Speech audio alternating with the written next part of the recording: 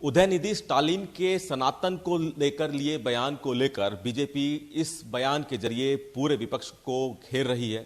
इस पर बात करने के लिए हमारे साथ रॉबर्ट वाड्रा जी हैं। रॉबर्ट जी, सनातन को लेकर एक बयान स्टालिन की तरफ से दिया गया, लेकिन अब बीजेपी इस बयान के जरिए पूरे विपक्ष को घेर रही है, खासतौर पर वो विपक्ष जो कि अब एकजुट हुआ है इंडिया गठबंधन के नीचे।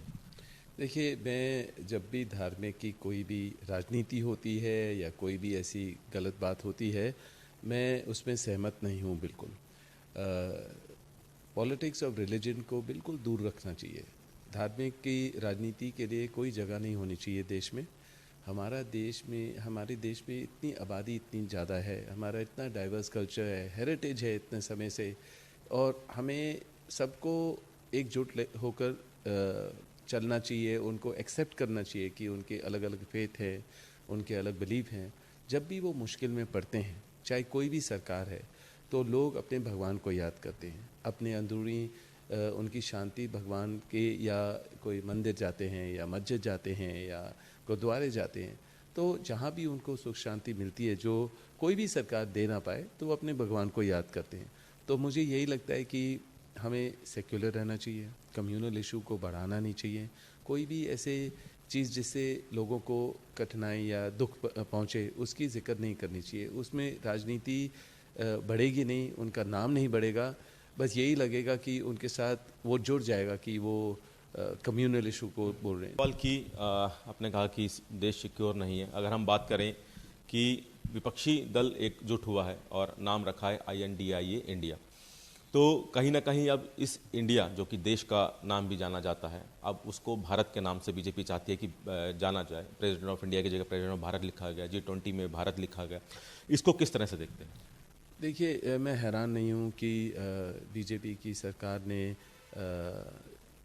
इंडिया जो गठबंधन बना है, कि उनका इंडिया शाइनिंग नाम ज़्यादा ना हो, तो वो हर चीज़ को भारत का महत्व दे रहे हैं कि भारत का चाहे कोई इंस्टीट्यूशन हो या हर जगह में भारत का नाम ज़्यादा हो।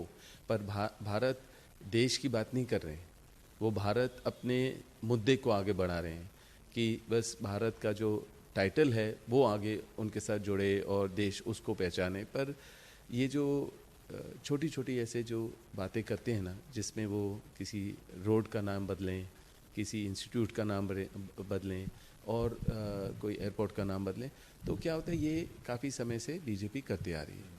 तो हम हैरान नहीं हैं कि उन्होंने जैसे ही इंडिया गठबंधन बना है कि उन्होंने भारत के ऊपर ज़्यादा महत्व रखा, जोर रखा कि हर जगह बदलनी चाहिए। पर मुझे नहीं लग रहा है कि कितनी जगह वो उस टाइटल को बदल पाएंगे। नुकसान बहुत होगा, खर्चे बहुत होंगे, और भारत जोड़ो जो राहुल ने शुरू किया था उसको तो बदल नहीं पाएंगे।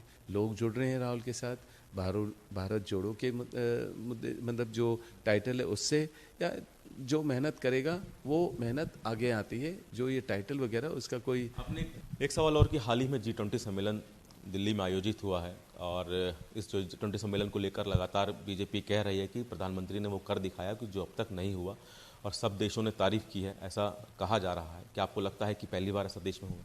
देखिए, अगर आप इंदिरा जी की जितने भी वीडियो हैं वो देखेंगे आप, जो उन्होंने ऐसे प्रोग्राम, काफ़ी प्रोग्राम किए हैं। राजीव जी ने विदेश में काफ़ी बड़े स्तर पे काफ़ी जितने भी लीडर्स हैं उनसे अपने रिश्ते बनाए।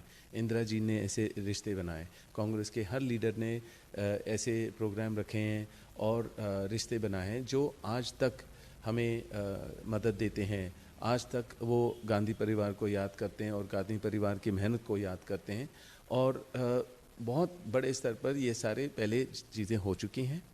पर मुझे लग रहा है कि कांग्रेस के लीडर्स हैं, इंदिरा जी हों, राजीव जी हों, और अलग अन्य जो लीडर हैं, वो कभी अपने बारे में नहीं बोलते हैं, अपने ज़्यादा पोस्टर नहीं लगाते हैं, अपने बारे में खाली बात नहीं करते हैं। वो देश के हित में बात करते हैं, देश में क्या प्रगति हुई है। और अगर कोई ऐसा इवेंट होगा तो ये नहीं है कि गरीबों को पीछे जाके छुपा दो, या अलग अलग तरीके से खाली 3 दिन के लिए सुहाना बना दो, खूबसूरत बना दो, और उसके बाद देश के बारे में, दिल्ली के बारे में सोचेंगे नहीं।